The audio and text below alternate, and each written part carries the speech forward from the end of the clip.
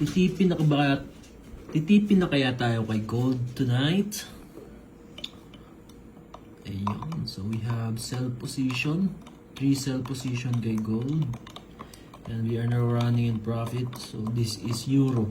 Euro profit, not dollar. Yan. So hopefully makatipin na, no? Ayun. Yan lang yung target natin. Yan.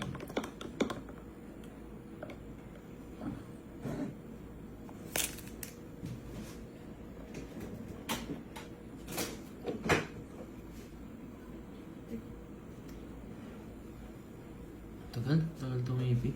Voice over ko na lang to. Oh. Itipi mo na, ikagi mo na, itipi mo. Eh, hindi na lang.